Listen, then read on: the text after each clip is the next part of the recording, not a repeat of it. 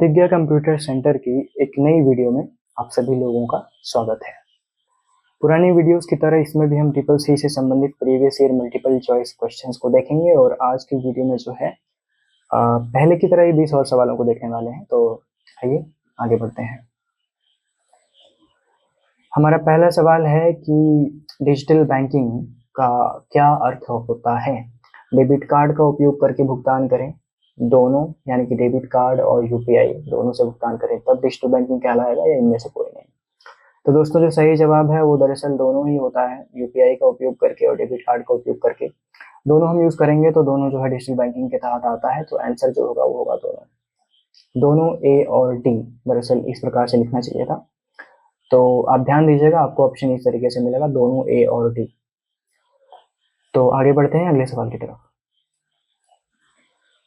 हमारा अगला सवाल है, निम्नलिखित में से बिंग किस कंपनी से संबंधित है।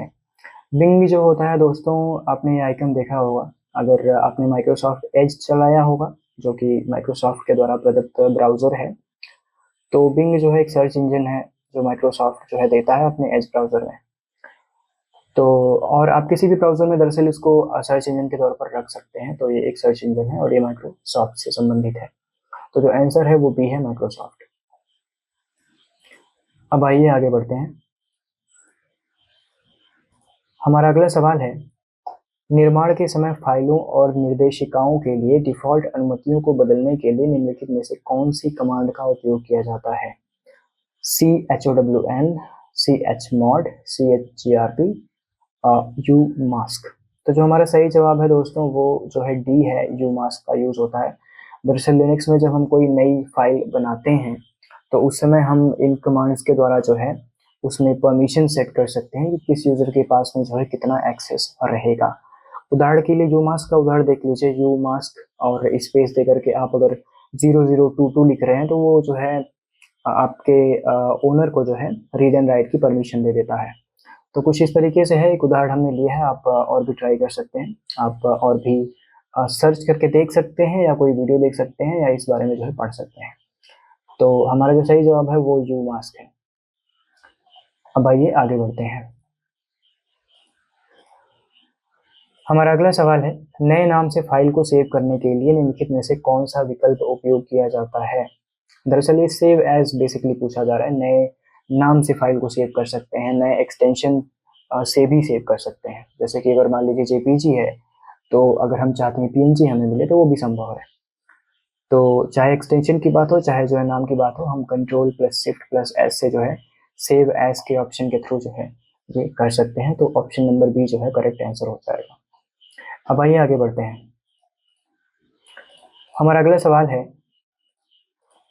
AEPS का पूरा नाम क्या है। Aadhaar enabled payment system, Aadhaar enabled password system, Aadhaar enabled payment system, account enabled payment system. दोस्तों इसके लिए माफ़ी चाहूँगा, ये जो है 2 बार जो है आपके ऑप्शन सेम ऑप्शन रिपीट हो चुके हैं। जो आपका सही जवाब है वो आधार इनेबल्ड पेमेंट सिस्टम है। तो आप AEPS का जो पूरा नाम आता है आधार इनेबल्ड पेमेंट सिस्टम ही चूज करिएगा। यहाँ पर ऑप्शन ए जो है करेक्ट है। चलिए आगे बढ़ते हैं। हमारा अगला सवाल है, ATM शब्द निम्नलिखित में से किससे लिया गया है। Automated telling mechanism, all time money, asynchronous transfer mode, auto teller machine. तो दोस्तों जो हमारा सही जवाब है वो है सी, असिंक्रोनस ट्रांसफर मोड। इसी से जो है ATM शब्द का जो है नाम लिया गया है। तो आइए आगे बढ़ते हैं। अगला सवाल है, लिबर ऑफिस राइटर में वर्ड काउंट विकल्प किस मेन्यू में उपलब्ध होता है। वर्ड काउंट विकल्प पूछा जा रहा है किस मेन्यू में होता है। हमने यहाँ पे इमेज लगा रखी है, आप देख लीजिए। मेन्यू बार में से हमने जो है टूल को चूज किया है और टूल को चूज करने के बाद जो ड्रॉप डाउन आता है उसमें वर्ड काउंट जो है अवेलेबल होता है। तो हमारा आंसर जो होगा वो होगा टूल्स। तो यहाँ पर ऑप्शन सी जो है टूल्स लिखा हुआ है, तो ऑप्शन सी सही आंसर हो जाएगा। अब आइए आगे के सवाल पर आते हैं। हमारा अगला सवाल है, इंटरनेट कनेक्शन प्राप्त करने के लिए हमें किससे परामर्श की आवश्यकता होती है। तो दोस्तों हमें जियो, एयरटेल, BSNL जो है आदि आदि कंपनीज के पास जाना पड़ता है, जो कि इंटरनेट सर्विस प्रोवाइडर्स, इनको शॉर्ट में जो है बोला जाता है इंटरनेट सर्विस प्रोवाइडर्स। तो ISP इंटरनेट सर्विस प्रोवाइडर्स जो होते हैं ये हमें इंटरनेट की सुविधा, इंटरनेट का कनेक्शन दिलवाते हैं। तो सही आंसर हो जाएगा CISP। अब आइए अगले सवाल पर चलते हैं।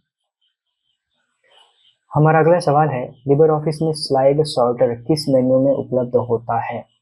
तो आप देख लीजिए, लिबर ऑफिस जो है खुला हुआ है, लिबर ऑफिस इम्प्रेस खुला हुआ है, और यहाँ पर मेन्यू में हम जो है व्यू में आए हैं, और व्यू में जो है नॉर्मल व्यू बेसिकली जो है डिफ़ॉल्ट रहता है, और इसी में जब आप नीचे जाएंगे तो स्लाइड सॉर्टर का भी जो है ऑप्शन आपको मिल जाएगा।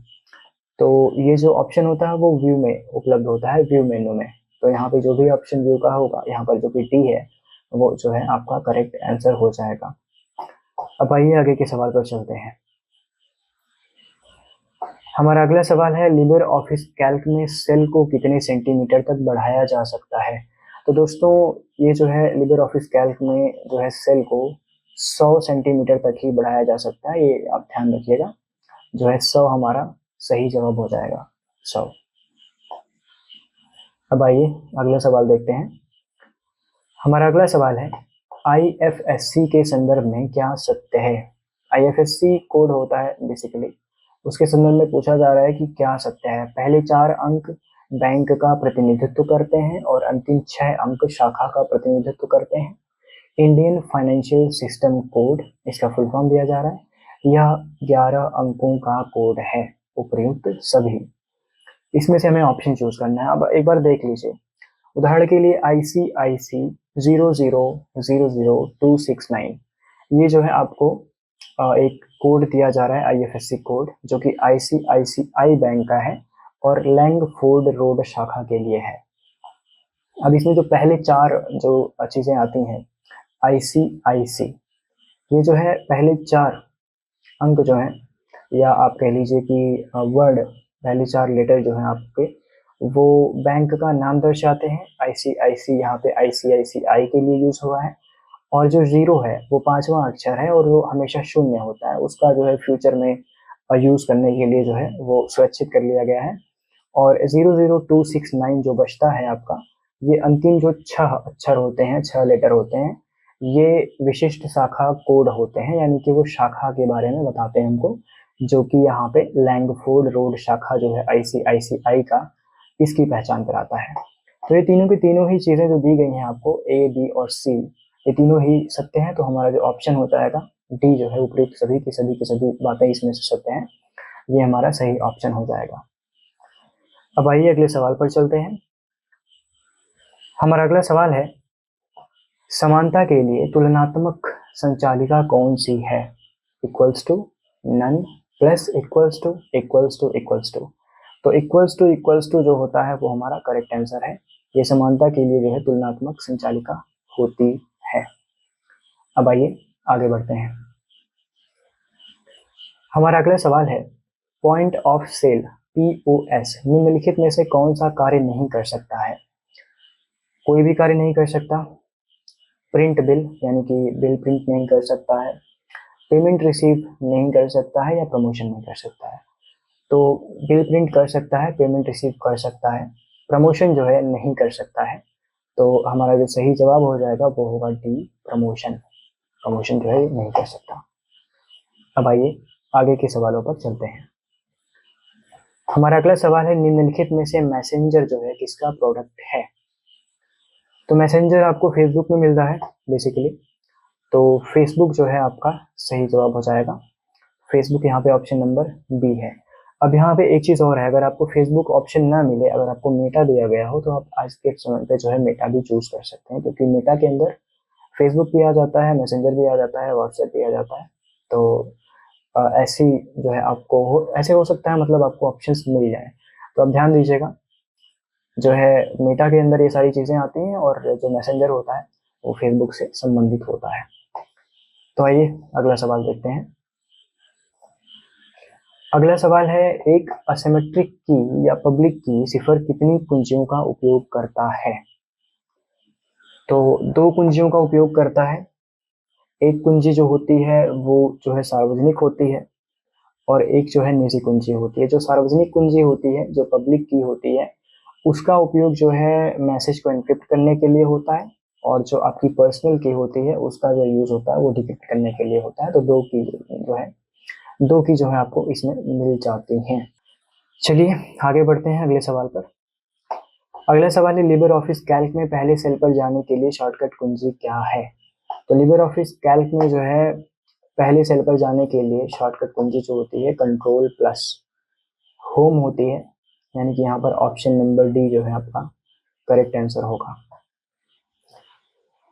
अब आगे के सवाल पर आइए। आगे का सवाल आपसे कहता है कि ईमेल लिखने की प्रक्रिया को क्या कहा जाता है? तो आपने कई बार सुना होगा या बात करते हुए जो है टेक्निकल टर्म्स में सुना होगा कि ईमेल जो है कंपोज करना है। तो हम ईमेल लिखने की प्रक्रिया जो है वो उसको कंपोजिंग कहते हैं दरअसल। उसको भेजने को सेंडिंग कहते हैं। तो कंपोजिंग जो है हमारा सही जवाब है, जो कि यहाँ पे ऑप्शन नंबर डी है। अब आइए आगे बढ़ते हैं। हमारा अगला सवाल है टीसीपी आईपी में 4 परतें होती हैं, ये सत्य है या असत्य है?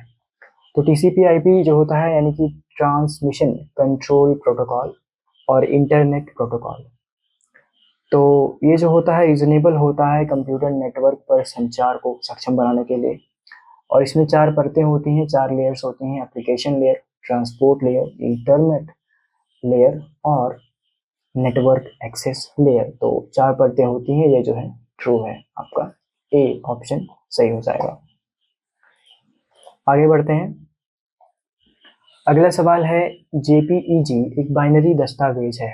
तो दोस्तों ये सत्य है, जेपीईजी जो है एक बाइनरी दस्तावेज होता है। तो इसके बारे में अब जो है आप सर्च कर सकते हैं क्यों होता है और ऐसा क्यों कहा जा रहा है कि बाइनरी दस्तावेज है, और ये बोलने का आखिर मतलब क्या है। अगर मैं यहाँ पर बताना चाहूँगा तो वीडियो थोड़ी लंबी हो जाएगी, जो कि हम नहीं करना चाहते हैं अभी के लिए। आपके थियोरेटिकल पार्ट में इसे जो है कवर किया जाएगा। तो जेपीईजी, खैर अभी के लिए जेपीईजी एक बाइनरी दस्तावेज है, ये जो है ट्रू है। तो ऑप्शन नंबर बी जो है आपका जवाब हो जाएगा। अब आइए आगे के सवालों पर चलते हैं। हमारा आखिरी सवाल है माइक्रोसॉफ्ट एक्सेल के वर्कबुक को बंद करने के लिए Ctrl+W शॉर्टकट का उपयोग किया जा सकता है।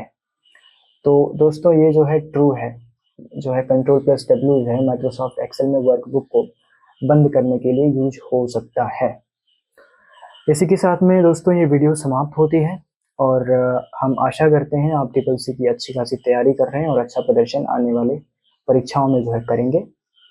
इसी प्रकार से हमारे साथ में बने रहिए। आपसे हम मिलेंगे अगली वीडियो में। तब तक के लिए जय हिंद, जय भारत।